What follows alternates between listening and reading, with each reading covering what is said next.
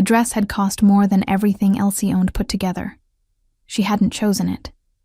Lady Karen had chosen it, her father's new wife, with her rings on every finger and her mouth always curved in that particular way, the one that looked like a smile, but never quite reached her eyes. The dress was ivory silk, stiff at the bodice, with tiny pearl buttons running up the spine that required another person's hands to fasten. Elsie had stood still in the cold dressing room, while a maid she didn't recognize pressed each button into place, and she had told herself, "This is an honor. Be grateful. Be still." She had been telling herself those two things for most of her 23 years. The grand hall of Veldmore Keep smelled of beeswax and roasted pine. Dozens of candles burned in the iron chandeliers above, casting warm gold light across the long tables and the polished stone floor. The nobility of 7 territories had gathered for the autumn accord dinner. An old tradition, older than most of the bloodlines represented in the room. Once a year, the Alpha King sat at the head of the table and accepted tribute, settled disputes, and reminded every lord and alpha present exactly where power lived in this world. Elsie was not a lord. She was not an alpha. She was not even, technically, a guest. She was carrying a tray. That had been the plan. That had always been the plan, though no one had said it plainly until the carriage was already rolling through the outer gates and Lady Karen had folded her hands in her lap and explained, with the patience of someone who had rehearsed the cruelty carefully, that the invitation letter bearing the Vance family seal had only ever been meant for her, for Karen herself, the new Lady Vance, and that there was simply no appropriate place at the table for a girl of uncertain status. An Omega, with no wolf. A daughter from the first marriage, which everyone had agreed was better left unmentioned. "But your presence here need not be wasted," Karen had said, patting Elsie's knee once, briefly, the way one might touch something one found slightly unpleasant. "The keep is short on serving staff for the evening. I arranged it with the steward. You'll carry trays and pour wine, and no one will think less of you for it. No one will think of you at all." And she had smiled, fully, that time, all the way to her eyes. Elsie had not cried. She had learned long ago that tears cost energy she could not afford. She had taken the ivory dress, which was now humiliatingly conspicuous among the plain linen tunics of the actual serving staff, and she had accepted the tray, and she had walked into that hall with her spine straight and her face composed and her hands perfectly steady. They were not steady now. The tray held 8 crystal goblets filled with deep red elderberry wine. It was heavier than it looked. Her arms had been aching for the last half hour, moving through the crowd of alphas and their mates and their political allies, pouring and retreating and trying very hard to be invisible in a dress that had been designed specifically to be noticed. She was aware of several looks, some confused, some amused, one or two that lingered too long and made her skin feel tight. She kept her eyes down. She kept moving. She told herself it would be over by midnight. She was passing behind the high table when she heard it. Not words at first. A tone. Low and intimate. The kind of voice people use when they believe no one close enough to hear them is worth worrying about. Transfer the deed before the month's end. Once she's out of Veldmore, she won't have legal standing to contest anything. Elsie's steps slowed without her deciding to slow them. The stone floor was cold through the thin soles of her slippers. The candles on the high table were burning low, and the 2 men seated closest to the wall were leaning together over their goblets, not eating, not watching the room. One of them was her stepbrother, Rowan. She had not known he would be here. He had told her 3 weeks ago when she had last seen him at the estate that he would be traveling north for trade negotiations. He had kissed her cheek at the door and told her to be careful, and she had believed him, because Rowan was the one person left in that house who had ever seemed to actually see her. The man beside him had a thin face and a wax seal ring on his left hand that Elsie recognized, the Aldrich family crest, an old alliance from before her father's death. A property lawyer. She had seen that seal on documents before, on papers that had passed through her father's study in the last months of his illness. Papers that Lady Karen had always moved quickly to cover when Elsie walked in. "The Omega girl?" the lawyer murmured. "She has no wolf," Rowan said. "She can't challenge the claim in any shifter court, and without the deed to the northern estate, she has nothing. No inheritance, no standing, no leverage." He paused, took a sip of wine. "It's already been filed. Tonight just makes it official." "And if she finds out?" Rowan set down his goblet. "Where is she going to go?" The tray in Elsie's hands began to shake. One of the goblets slid. She caught it, barely, pressing her thumb hard against the crystal stem, the wine trembling but not spilling. Her breath had stopped somewhere in her chest and refused to move.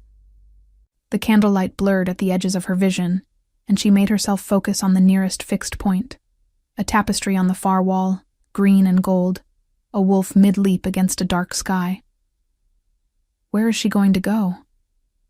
Her father's voice came to her then, not a memory she chose, but one that arrived on its own, the way they always did. "The northern estate is yours, Elsie. Your mother's family built it. Whatever happens to this house, whatever I can't protect you from, that land will always be yours."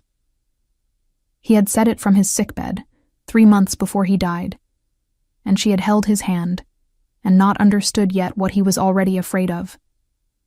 She understood now. She took one step back, then another. The crowd moved around her, laughter, clinking glass, the low roar of important men talking, and no one noticed the girl in the ivory dress retreating toward the servants' corridor, with a tray of wine in her shaking hands and the floor dropping out from under her world. The corridor was narrow and smelled of tallow and cold stone.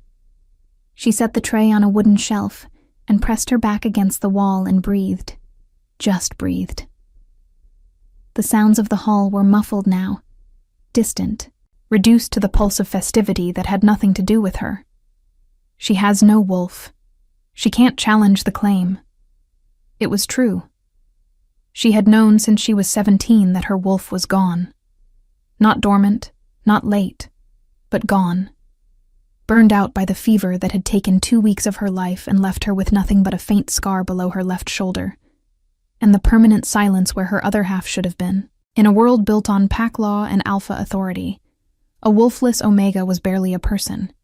She had known that. She had simply chosen not to think too hard about what it meant. She was thinking about it now. Her father's northern estate. The only thing he had been certain he could leave her. And Rowan, who had held her hand at the funeral, who had said, "I'll look after you, little sister," had already signed it away. She pressed her fingers to her mouth. She would not make a sound. She would not. From somewhere beyond the corridor door, a hush fell over the great hall. The kind of hush that spreads without announcement, beginning at one end of a room and moving like a wave until it swallows everything. Elsie turned. Through the narrow crack where the servants' door stood slightly ajar, she could see a sliver of the high table. A man had risen from the chair at the head of it. She had known the Alpha King was present tonight. Everyone in Veldmore had known, had felt the subtle pressure in the air that preceded his arrival, the way the guards stood differently, and the lords stopped interrupting each other. But she had not looked at him directly. She had kept her eyes on trays and goblets and the path between tables. Now she looked. He was taller than she had expected. Dark hair pulled back in heavy braids, a jaw like carved timber, wearing black leather armor so naturally it seemed like a second skin. He stood without effort at the head of that table, and the room simply arranged itself around him, the way iron filings arranged themselves around a lodestone, not because he demanded it, but because the pull was simply that strong. His eyes moved across the hall in a slow, controlled sweep. They stopped. Not on the lords. Not on the ladies in their fine gowns. Not on any of the alphas who were watching him with varying degrees of deference and calculation. They stopped at the crack in the servants' door. At her. Elsie did not breathe.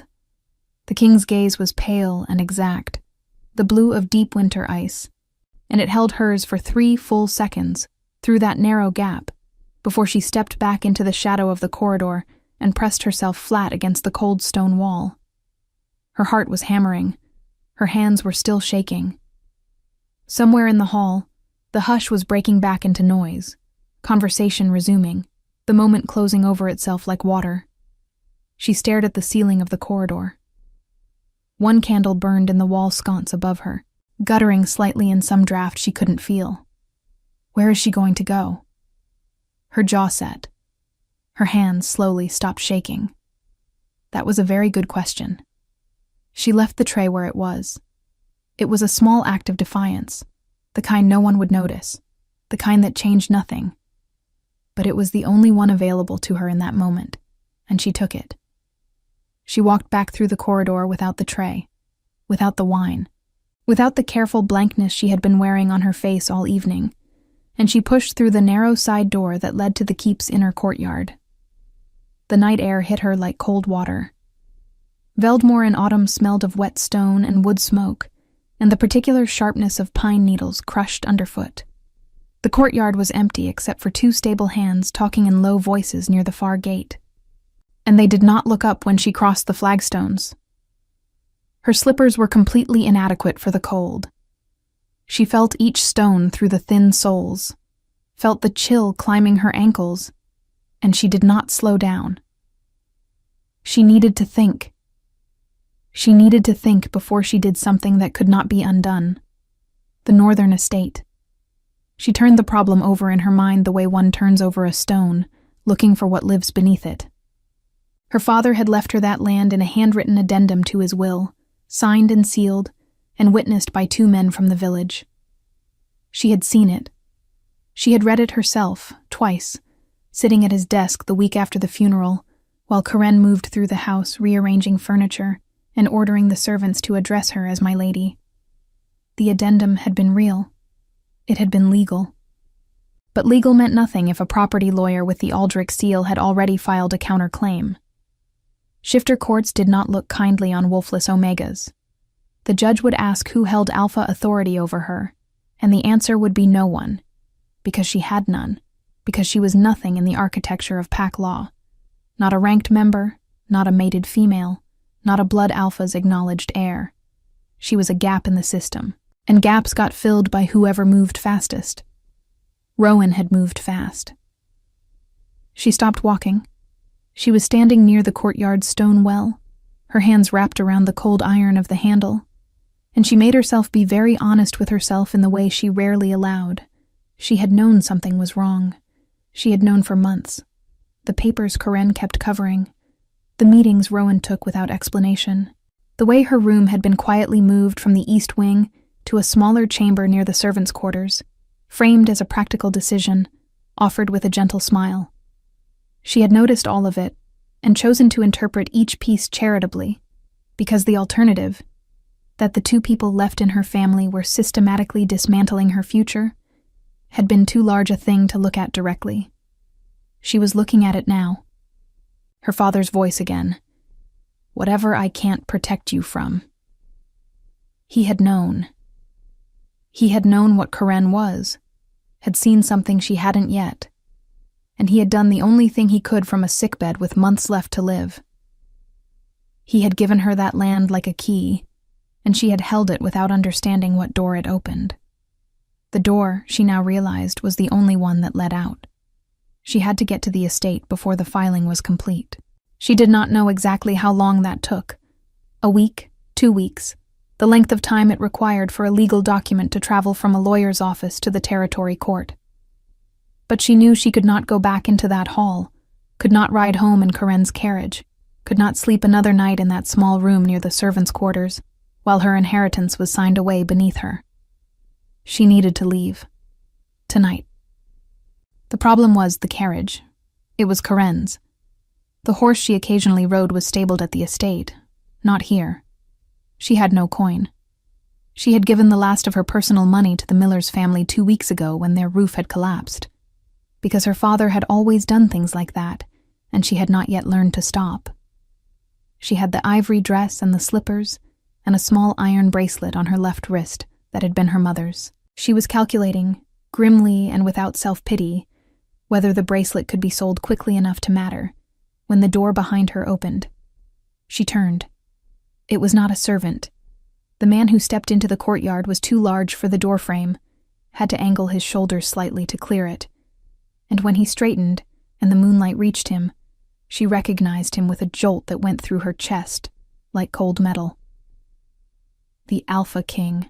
He was not wearing his formal cloak. He had set it aside somewhere, and without it he looked less ceremonial and more simply massive. The leather armor across his chest, the braided dark hair, the pale eyes that caught moonlight the way water catches light, holding it and changing it. He was not looking at her the way the men inside had been looking at her all evening. He was looking at her the way someone looks at a thing they are trying to understand. "You were in the corridor," he said. His voice was low, not a question. "I work for the keep," Elsie said. It came out steadier than she felt. "I was carrying wine." "You were crying." "I was not crying." He said nothing to that. He moved to stand a few feet away, not close enough to crowd her, and looked out at the courtyard the way a man looks at territory he already knows well. There was no urgency in him, no performance. He simply stood. "You're wearing ivory silk," he said after a moment. "The keep's servers wear gray linen." She said nothing. "And you came out here without a cloak in weather cold enough to see your breath." He glanced at her. "So either you left in a hurry, or you came out here to suffer on purpose. Both suggest something went wrong inside." "Nothing went wrong," Elsie said. "I needed air. You're shaking. It's cold." He was quiet again. She was aware of how close she was to the edge of something, the edge of composure, of pretense, of the careful performance she had maintained all night. The cold was biting through the silk. Her hands were pressed flat against her thighs to keep them still. "What is your name?" he asked. She looked at him for a moment. In the ordinary order of things, an Omega did not refuse to answer a direct question from an Alpha King. But she was standing in a dark courtyard, with the ruins of her future arranged inside her chest, like broken glass, and she was far past the ordinary order of things. "Elsie," she said. "Elsie Vance." Something shifted in his expression. It was not recognition exactly. More like the moment when a piece fits into a pattern you have been considering. He looked at her more carefully. "Vance," he repeated. "Lord Cedric Vance's daughter." "Yes." "He died this past winter." "Yes." He said nothing for a moment. The two stable hands across the courtyard had gone inside. They were entirely alone, which should have frightened her and somehow did not. His presence was not threatening. It was simply enormous, an enormity that, paradoxically, made the courtyard feel slightly warmer. "You weren't at the table tonight," he said. "No. You were carrying wine." "That's been established." He looked at her, and then, so briefly she almost missed it, a thing that transformed his face entirely before disappearing. He almost smiled. It was not the polished expression of a king at a formal dinner. It was something quieter and more genuine, the kind of smile that happens before it can be stopped. And it arrived not when he had been surrounded by lords and ladies and alphas competing for his attention. It arrived here, in the cold, talking to a shaking girl in an ivory dress who was refusing to answer his questions properly. She did not know what to make of that. "You need to leave tonight," he said. It was not a question. Elsie stared at him. What?" "You came out here without a plan," he said, and his voice was still level, still absent of any pressure. "You have no cloak, no coin, I would guess. You're standing next to a well calculating something that isn't working out." He glanced at her wrist, at the small iron bracelet. "And you're deciding whether that's worth anything." The accuracy of it was almost physically uncomfortable. "You don't know anything about my situation." "No," he agreed. "But I know what someone looks like when they've just discovered that the ground beneath them isn't solid." He paused. "My mother looked like that once. I was 12. I didn't know what to do then." A brief silence. "I generally know what to do now." She studied his face for a long moment. He was watching her with the same still, measuring attention he had given her through the crack in the corridor door. Not invasive, not predatory, but absolutely present. Like someone who had learned that most important things happened in the details other people overlooked. "I need to reach the northern Vance estate," she said.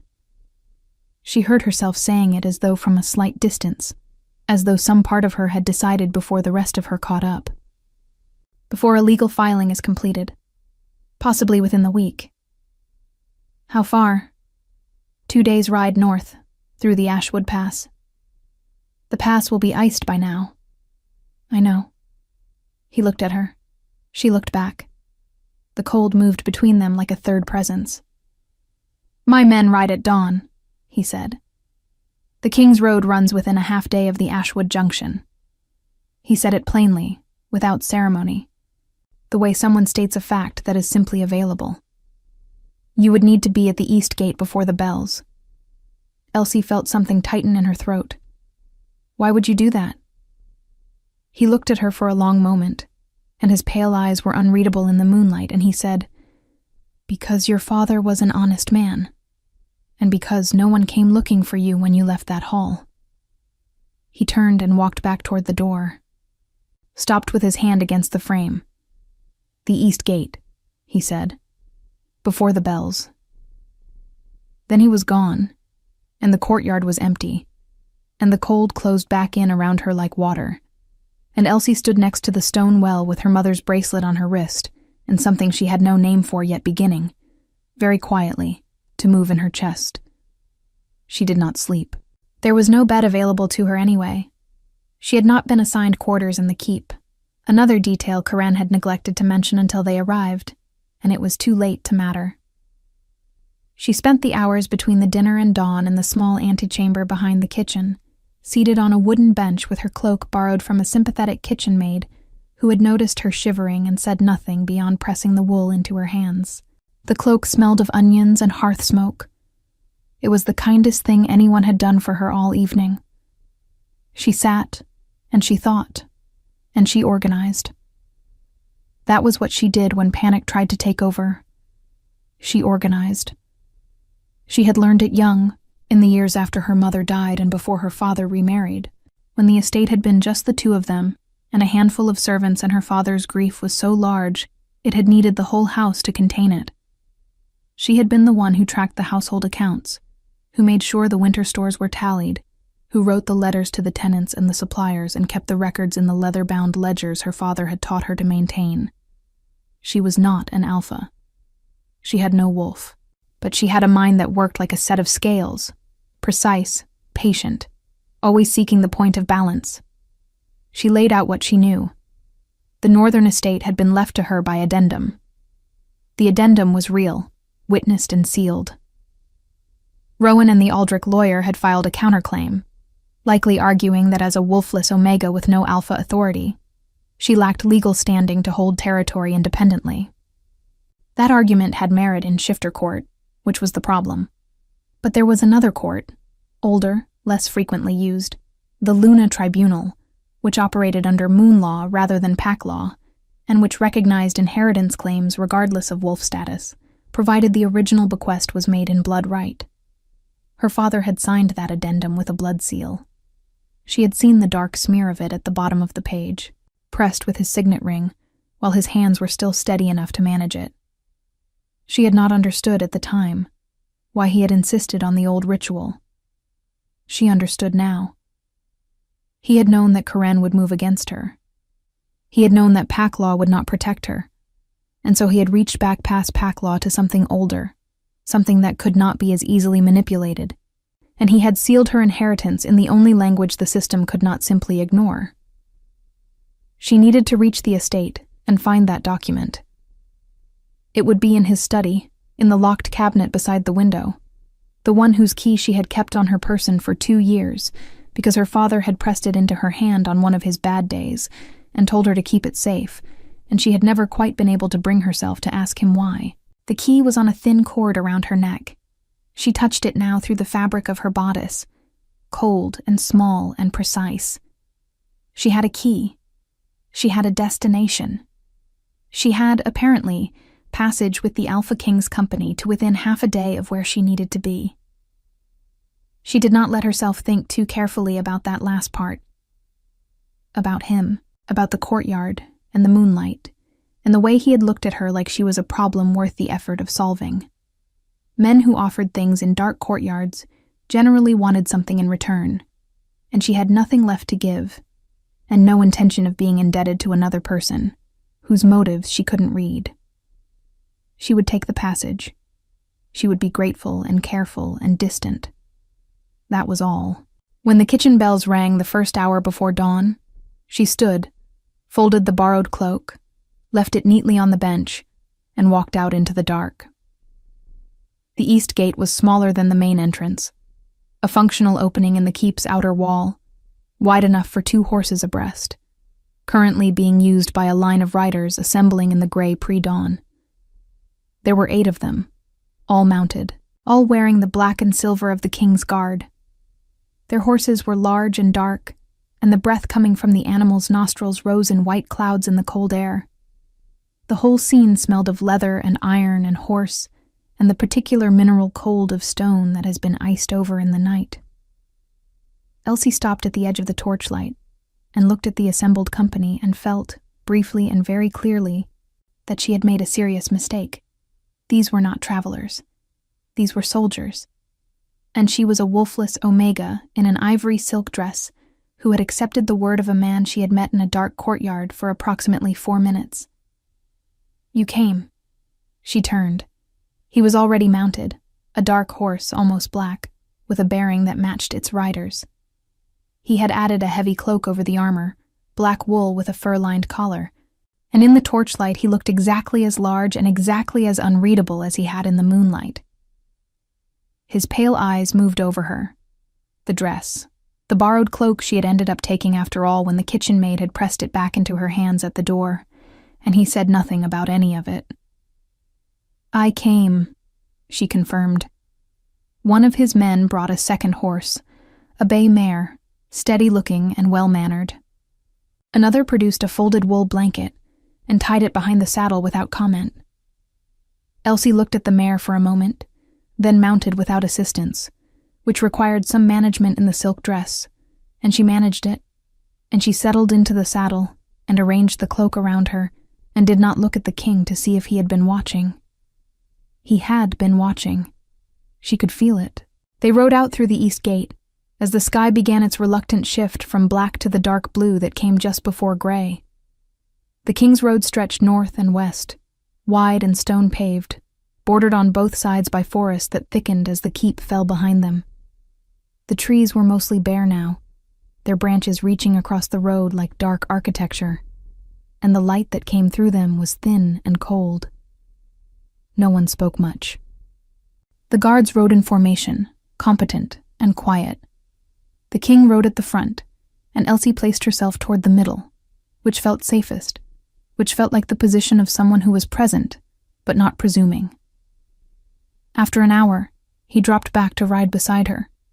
She had been expecting it, in the way one expects weather, not knowing the exact moment, but knowing it was coming. She kept her eyes on the road. "Did you sleep?" he asked.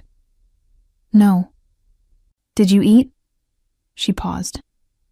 "I had wine, earlier, before I stopped carrying it." He reached into the leather saddlebag at his side and produced a cloth-wrapped bundle, which he held out to her without ceremony. She looked at it. "It's bread," he said, "and hard cheese. Not ceremonial." She took it. The bread was dense and dark, and the cheese was sharp, and the combination was better than anything that had been on the formal dinner table, mostly because she was hungry enough that her hands shook slightly when she unwrapped it. She ate without elegance, and did not apologize for it. "Tell me about the northern estate," he said. She looked at him. "Why?" "Because we have 2 hours before the road forks, and you need to know if I'm useful to you or not." It was a strange thing to say, not because I'm curious or because I'm helping you, but because you need to know if I'm useful, as if the question of his usefulness was hers to determine, as if her judgment on the matter was the one that counted. She chewed. She considered. She told him. Not everything. Not the key around her neck. Not the exact location of the addendum. Not the blood seal, because those were her last remaining advantages, and she had not yet decided what he was. But she told him about her father's death, about Karen, about Rowan's conversation in the hall. She told him about pack law and the counterclaim and the Luna tribunal. She told it flatly, without self-pity, the way she would have read it from one of her ledgers. He listened. He did not interrupt. He did not offer expressions of sympathy that would have required her to acknowledge them. He simply listened, and when she was finished, he was quiet for a moment, and then he said, "The Aldrich seal." "You're certain?" "I know that crest. Aldrich's son filed 3 similar claims last season," he said. 2 of them were overturned by the tribunal. The 3rd succeeded because the original document lacked a blood seal. His eyes moved to her, brief, precise. "Does yours have one?" She held his gaze. "Yes." Something settled in his expression, not quite satisfaction, something more like the recognition of a problem that has an answer. "Then the filing is contestable. But you need to be in the estate and in possession of the document before they can argue abandonment of claim." "I know." "How long has it been since you were last there?" 4 months. He nodded slowly. "Tight, but workable." He paused. "I have a man in the territory court at Ashford. He owes me a significant debt. If I send word ahead, he can delay the filing's registration by 3 days on procedural grounds." Elsie stared at him. "You would do that?" "I'm doing it," he said. "Past tense. I sent the letter this morning before we rode." The bread in her hands felt suddenly very far away. She looked at the road ahead, at the bare trees and the pale sky, and the frost still clinging to the grass at the road's edge. And she breathed carefully, and made sure her face remained composed, because something was happening in her chest that she did not have a category for yet, and she was not prepared to examine it here, in the open, on horseback, in front of a man she had known for less than a full rotation of the earth. "I didn't ask you to do that," she said. "No," he agreed. "That's a significant action to take on behalf of someone you don't know." "Yes." "You could have simply offered the passage and left the rest to me." He was quiet for a moment. The horses moved beneath them, steady and rhythmic, the sound of hooves on stone filling the silence. When he spoke again, his voice was the same, low and level, without performance. "I could have," he said. "But your father paid his tribute honestly for 12 years and never asked for anything in return. Not once." He looked at her, just briefly, just directly. "He asked for nothing. I owed him something. This is what I have to give." Elsie said nothing for a long time. The road curved north. The forest deepened around them. The frost on the grass began to melt as the sun climbed, slowly and without warmth, into a white winter sky. She did not say thank you. The words felt insufficient, and she had never been comfortable offering things she felt were insufficient. But she stopped angling her horse slightly away from his, which she had been doing since they left the gate, and she rode beside him properly, with the same amount of space between them that one would keep with someone who had earned, if not trust, then at least the absence of suspicion. It was not much, but it was something. And he seemed to understand that, because he did not push, and he did not smile, and he rode beside her in the cold morning light, as if proximity was enough, as if he had all the time in the world to wait for the rest. The Ashwood Pass was exactly as bad as he had predicted. They reached the junction by early afternoon, where the King's Road bent west and a narrower track curved north into the trees. The track was old, older than the road, older than the keep they had left behind, and it had not been maintained with the same care. The stones were uneven and frost-heaved, and in the shadowed sections between the pines, the ground was glazed with ice that caught the pale light and threw it back in cold fragments. The horses slowed without being asked. Adrian had stopped at the junction and looked at the track and then looked at her, and she had looked back, and neither of them had said anything that needed saying.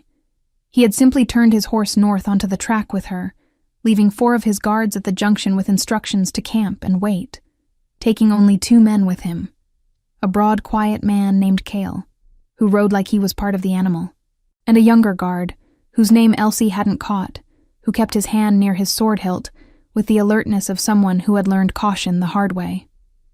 The forest closed around them. It smelled of pine resin and cold earth, and somewhere beneath that, faintly, the mineral sharpness of the frozen creek that ran parallel to the track. Elsie could hear the water moving under its skin of ice. A low, muffled sound, like something trying to speak through a closed door. She knew this forest. She had ridden through it with her father a dozen times, had memorized the way the light changed between the pines, the particular bend in the track where a massive fallen oak had been there so long the moss covering it looked architectural. She had not realized, until she saw that oak, how much she had needed to see something familiar. She pressed her lips together and kept her eyes forward. The estate came into view in the late afternoon. It was smaller than she remembered, or perhaps she had grown into a version of it in her memory that the real thing could not match. A stone manor house, 2 stories, with a slate roof and dark timber framing around the windows. The garden that her mother had planted was bare now, just brown stalks and the geometric bones of beds that would hold lavender and rosemary in spring. The iron gate at the front was rusted slightly at the hinges. The path from the gate to the front door was covered in dead leaves that no one had cleared, but the house itself was standing. The windows were intact. Someone, probably the old groundskeeper, Ferris, who had been on the estate since before Elsie was born, had kept the worst of the neglect at bay. She dismounted before anyone could assist her, which was not grace so much as urgency, and she was already moving toward the gate when Adrian's voice came from behind her. "Elsie." She stopped, turned. He was still mounted, looking past her at the house with an expression she couldn't entirely read.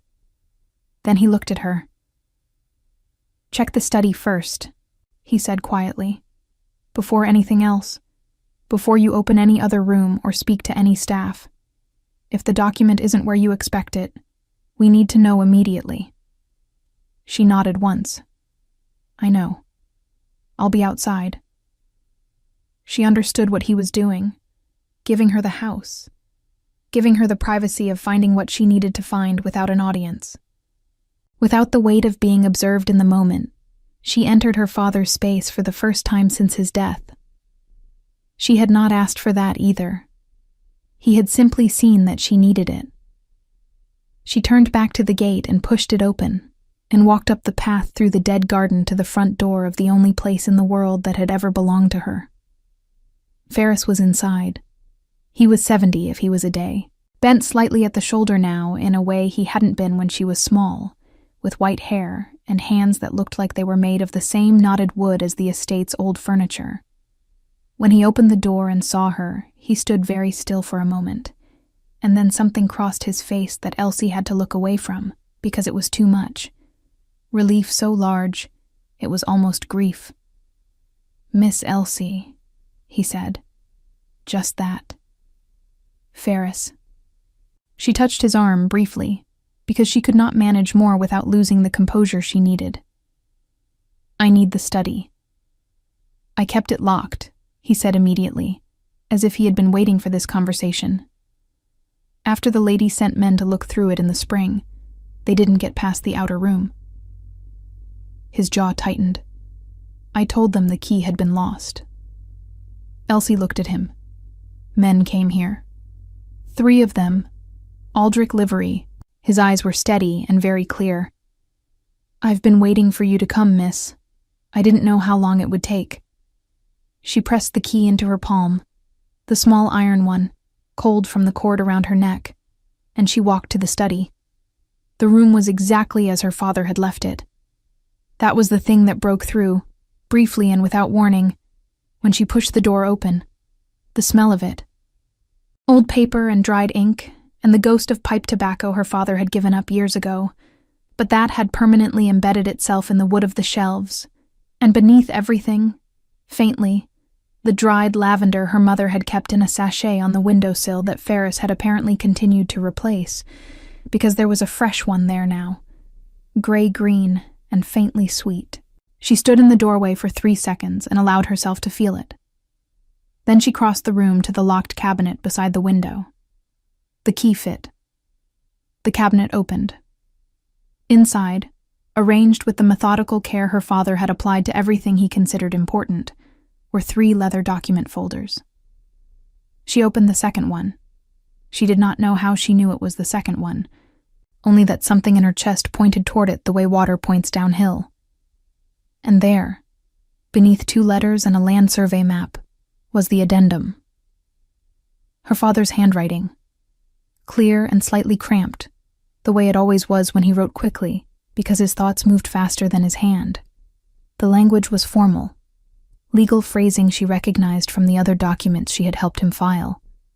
And at the bottom, the blood seal, a dark brown smear pressed with his signet ring while the wax was still warm, surrounded by the formal witnessing signatures of 2 men from the village she knew personally.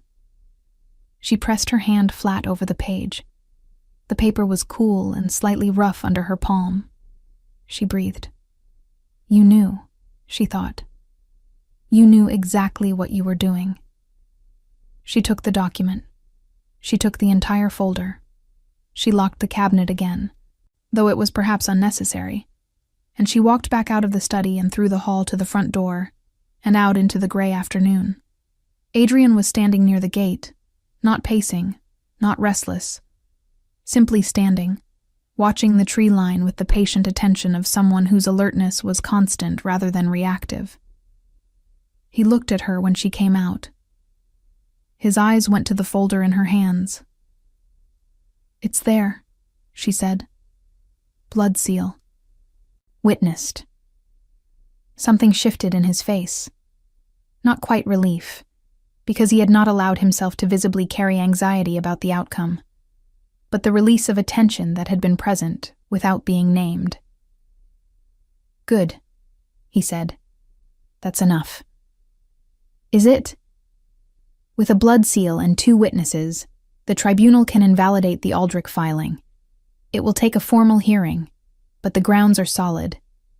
He paused. "I'll provide testimony if it's required. My man in Ashford will know which tribunal judge to approach." Elsie stood in the dead garden with her mother's lavender behind her and her father's document in her hands, and looked at this man who kept doing things she hadn't asked for, and she felt the careful distance she had been maintaining between them flex slightly, like a rope pulled taut that develops, at last, the smallest give. "You should know," she said, "that I am not going to be easy to help.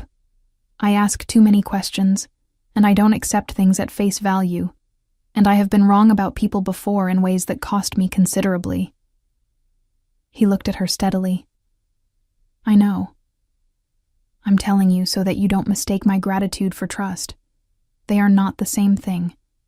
"No," he agreed, "they're not. And I am not a political alliance. Whatever you may think my name or my land or my father's tribute history makes me worth to you. I am a person, not a resource, and I will not be arranged." Something moved at the corner of his mouth. Not quite the almost smile from the courtyard, but its cousin. "Understood," he said. She held his gaze for a moment longer, checking it, checking him, the way she checked ledger columns for errors, looking for the thing that didn't add up. She did not find it. That was either very good or very dangerous, and she did not yet know which. "I need to stay here tonight," she said. "I need to go through the rest of the study documents and make sure there's nothing else they can use against the claim." "Then we stay," he said, simply, without negotiation. Cale and the younger guard had already begun seeing to the horses. Ferris appeared at the door as if summoned by instinct, and looked at the assembled company with the calm assessment of a man who had managed a household for 50 years and found nothing surprising. He looked at Adrian, took in the armor, the bearing, the black cloak, and said, without visible intimidation, "I'll put a fire in the main hall and find something for supper." Adrian inclined his head. "Thank you." Ferris looked at Elsie. She saw the question in his eyes and answered it with the smallest shake of her head. "I don't know yet. Don't ask." He nodded and went inside. They ate around the main hall fireplace, bread and winter vegetable soup that Ferris produced from what seemed like very little, which was a skill Elsie recognized from 100 winter evenings in this house, when supplies ran lean, and the old man simply made more from less. Cale and the younger guard ate at the far end of the table and spoke quietly between themselves. Ferris sat near the kitchen door with a bowl and a quiet dignity. Adrian sat across from Elsie at the wide oak table, and they went through the documents together. It was not what she had expected. She had expected him to sit at a remove, present but not involved, offering authority when needed, but leaving the detail work to her. Instead, he read. Carefully, systematically, asking precise questions about dates and names and the specific legal phrasing of each document she placed between them. He caught 3 things she had missed. A clause in an old land agreement that could have been used to argue the estate's boundaries differently, a discrepancy in the witnessing dates of a minor survey, and a letter, tucked between 2 property maps, in Corinne's handwriting, addressed to the Aldrich lawyer, dated 4 months before her father died. Elsie read that letter twice. It confirmed everything and worse. Corinne had begun planning the claim while her father was still living. The letter discussed the wolfless Omega problem, Elsie, referred to not by name, and the strategy for removing her from the estate's legal history entirely. It mentioned Rowan's cooperation. It mentioned a sum of money. It mentioned, in a line that made Elsie's vision narrow at the edges, that the girl's father need not live to see the full arrangement completed. The room was very quiet. Adrian was watching her read. He did not speak. "She killed him," Elsie said. The words came out very level. "She didn't just plan to take the land after he died. She accelerated it. Her father's illness, the rapid decline, the physicians who had been replaced in the final months by ones Corinne had chosen. The medicines, the long weeks when she had not been permitted into his room because it would tire him. It would tire him." She set the letter down on the table. She placed her hands flat on either side of it. She breathed. "Elsie." His voice was quiet, not soft. Adrian's voice was never soft exactly, but careful, the way someone is careful near a thing that is balanced. "I'm all right," she said. "You don't have to be." She looked up at him. The firelight was between them, moving. His face was still, and his eyes were very steady, and there was nothing in them that required anything of her. Not composure, not gratitude, not the performance of managing this well. He simply looked at her, and it was the most space she had been given inside a difficult moment in longer than she could calculate. Something in her chest cracked along a line she hadn't known was there. She did not cry. But she stopped holding everything quite so tightly, and in the firelit room with the document folder on the table and the proof of her father's murder within arm's reach, she let herself be simply furious, clean and cold and absolute. "I want justice," she said. "Not just the estate. I want them held accountable. Rowan, Corinne, the Aldrich lawyer." "I know," he said. "Can that happen?" He held her gaze. "With the letter and the blood seal and my testimony. Yes. The tribunal can refer criminal charges to the King's Court. Conspiracy against a bonded pack member and his heir. potential poisoning of an alpha lord. His jaw was set in a way she was beginning to recognize, not anger, but the very controlled arrangement of anger into something usable. That is not a small charge, Elsie. That carries real consequences. Good, she said. The fire burned between them. The frost outside pressed against the windows. Somewhere in the estate's old bones, the wood settled and creaked the way it had always done on cold nights, a sound she had known since childhood. A sound that meant you are home. You are inside. You are for now safe. She looked at him across the table, at the leather and the braids and the pale eyes that never missed anything. And she thought, with a clarity that startled her, he is the only person in 2 years who has sat across from me and not wanted something I wasn't prepared to give. She did not say that.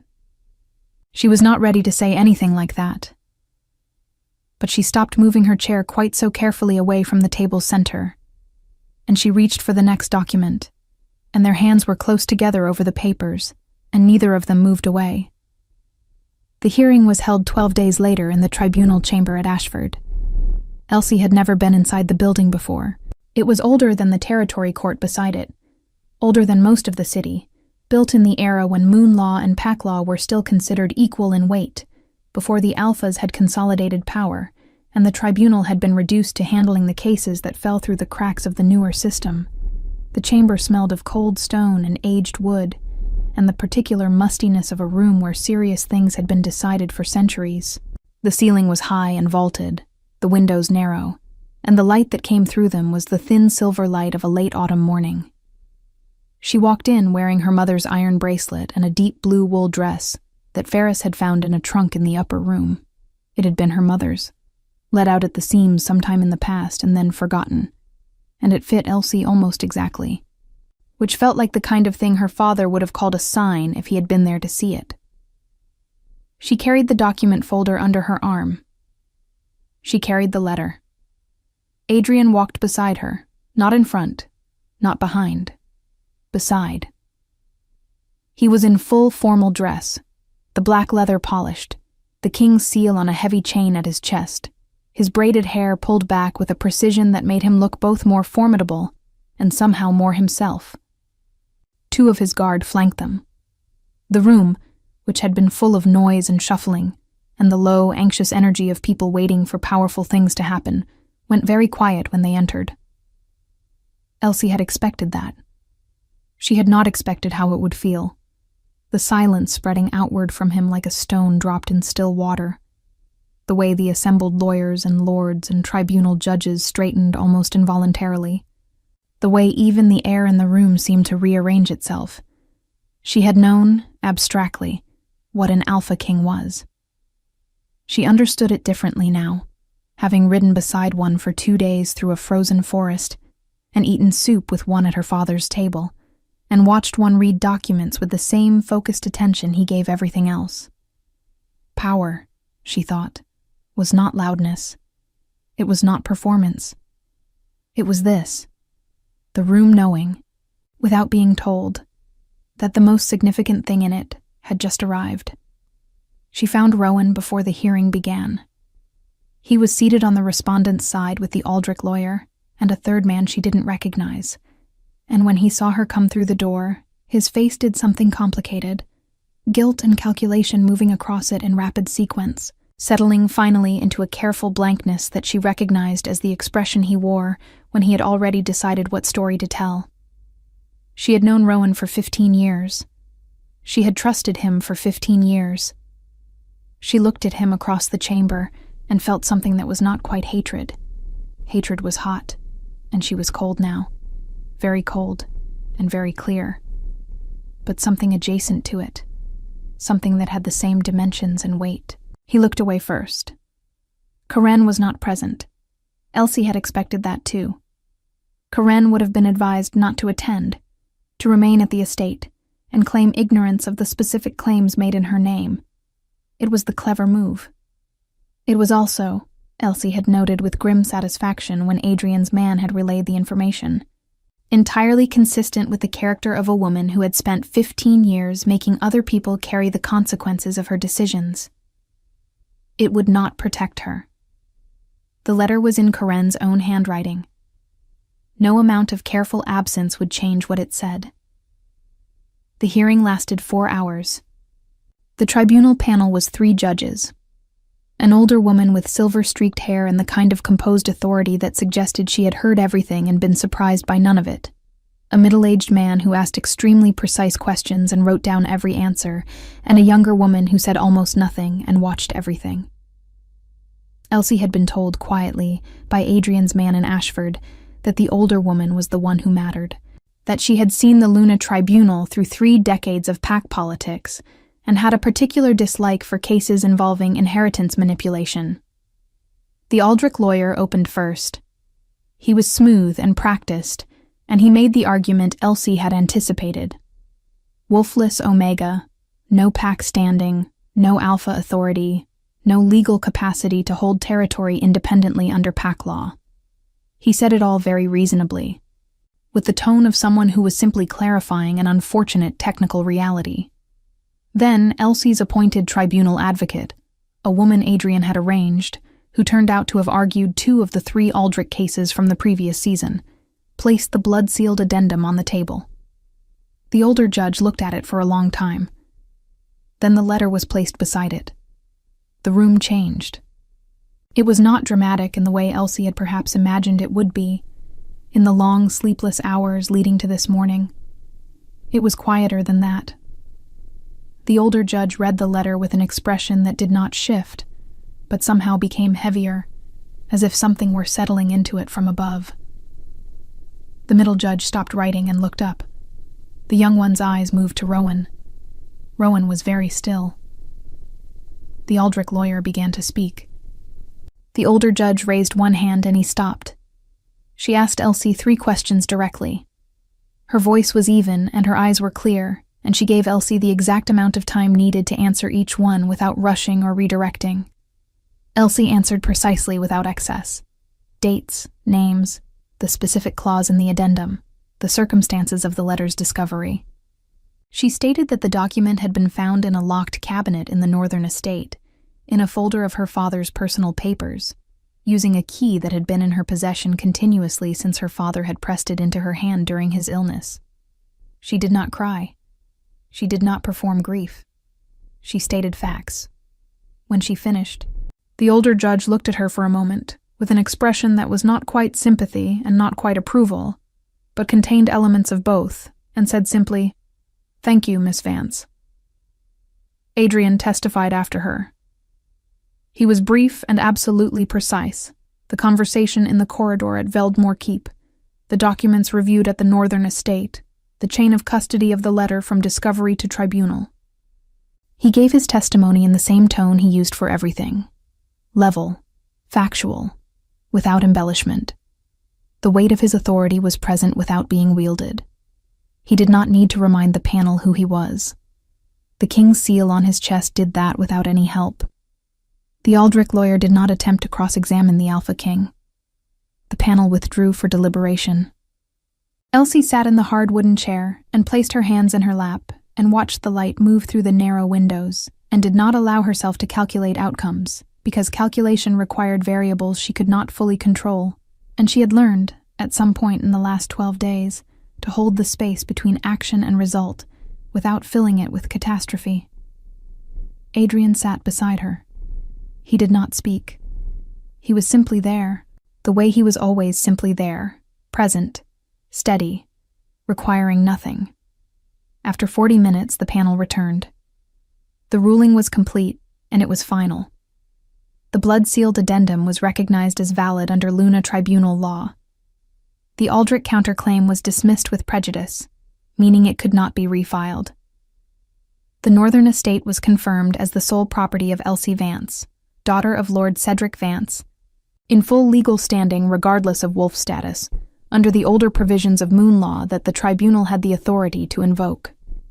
The letter was referred to the King's Court for criminal investigation, conspiracy against an Alpha Lord, suspected poisoning, fraudulent legal filing, The charges attached to Corinne's name and Rowan's name and the Aldrich lawyer's name with the clean, irrevocable weight of official record.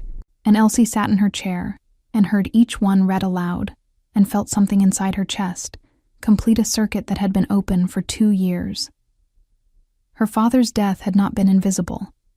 It had not been absorbed quietly into the general injustice of the world. It had been named, and the naming of it was the thing she had not known she needed until it happened. She pressed her lips together, breathed. Rowan was taken into custody by the king's guard at the chamber door.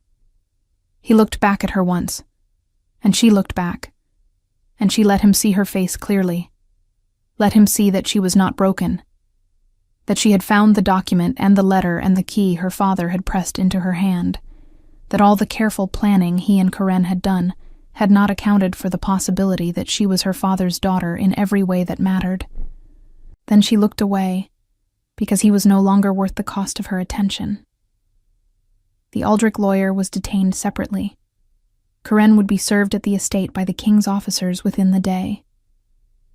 Outside the tribunal building, the autumn air was cold and sharp and smelled of wood smoke from the city's chimneys. The sky had cleared while they were inside, and it was the particular hard blue of late autumn, the kind that seemed too bright for the season, as if the sky were making an argument. Elsie stood on the steps and held the document folder and breathed. Adrian came to stand beside her. He looked out at the city below, the rooftops and the market square, and the dark line of the forest at the city's edge. And he was quiet, and she was quiet, and the space between them was comfortable in the way that only spaces between people who have been through something real together can be. "It's done," she said. "Most of it," he said. "The criminal proceedings will take time, but the estate is yours. Nothing can undo that now." She nodded slowly. The bracelet on her wrist caught the light, her mother's iron, worn smooth in the places her fingers had touched it most. She thought of her mother, who had planted lavender in a garden in the north. She thought of her father, who had sealed a document with his own blood because he had loved her enough to plan past his own death. She thought of Ferris, who had stood in the estate doorway and told men in Aldrich livery that the key was lost. She had been loved well by people who could not stay. That was the grief of it. But the love itself was real. It had held. It had left traces. It had put a key around her neck and a blood seal on a page, and an old man at a door who kept the lock until she came home.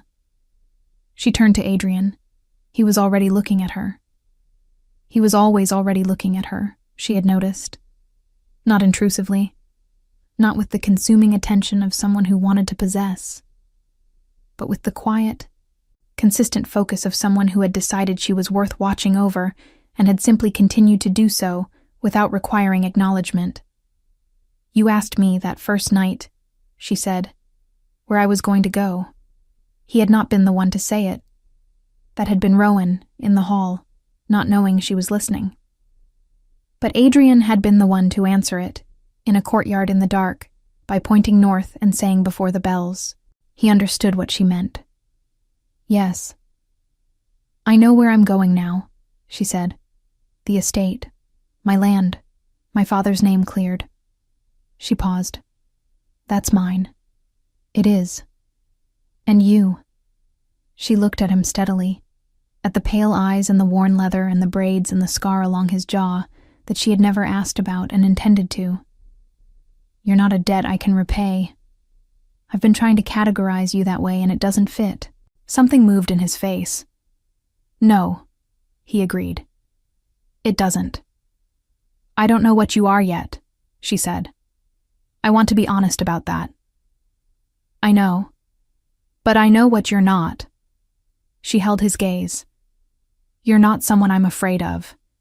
You're not someone who wants something from me I haven't offered. And you're not someone I need to manage." She paused. "Those are rarer qualities than they should be." He was quiet for a moment. Then, "Elsie, yes.